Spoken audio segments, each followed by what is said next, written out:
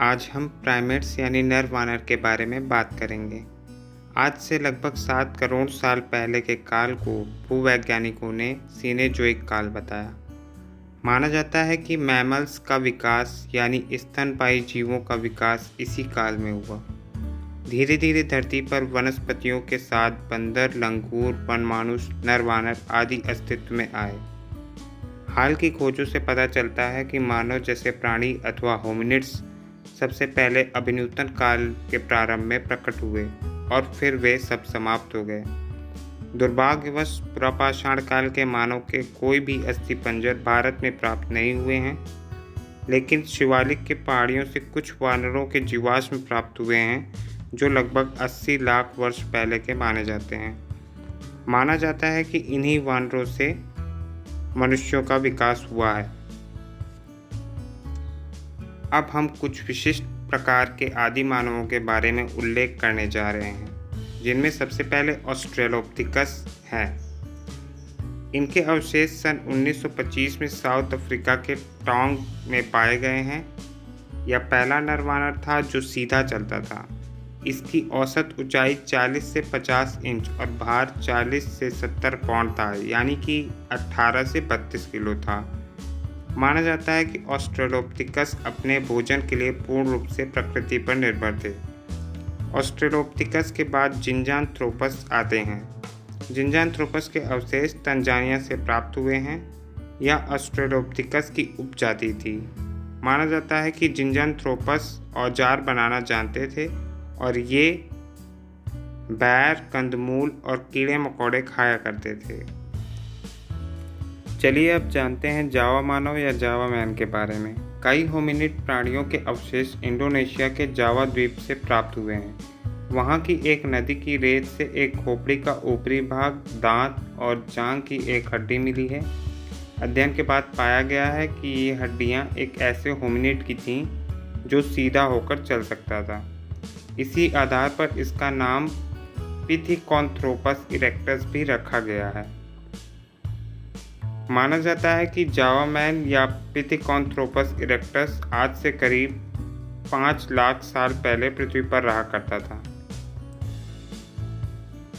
चीन के पुराविदों ने सन 1929 में पेकिंग के निकट खुदाई में 40 अस्थिपंजर एक गुफा से प्राप्त किए। ये जीवाश्म पेकिंग मानव या सिनआंथ्रोपस मैन के थे। इनका चेहरा जावा मानव से कुछ विकसित था। यह मानव भी आज से 5 लाख वर्ष पूर्व ही पृथ्वी पर रहा करते थे। गुफा से जली हुई कुछ अस्थियां प्राप्त हुई हैं, जिनसे ऐसा प्रतीत होता है कि सिनआंथ्रोपस को आग का भी ज्ञान था।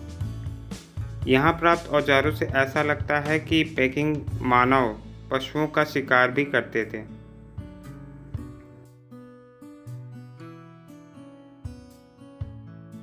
सन 1956 में जर्मनी के निएंडरथल घाटी तथा कुछ अन्य स्थानों से आदिमानव के जीवाश्म मिले हैं, जो निएंडरथल मानव के माने जाते हैं। यह मानव मृतकों का आदर करता था और शवों को पूजा की सामग्रियों सहित कब्र में दफनाता था।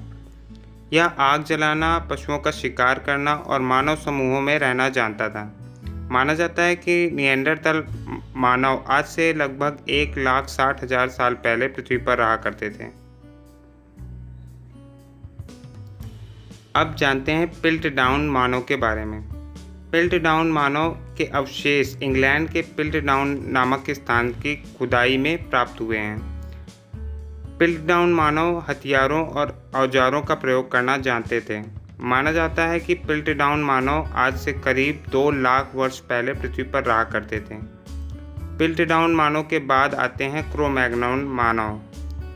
इनके अवशेष फ्रांस के क्रो-मैग्नोन नामक स्थान से मिले हैं। माना जाता है कि क्रो-मैग्नोन मानव आज से लगभग 35,000 वर्ष पूर्व इस धरती पर रहा करता था।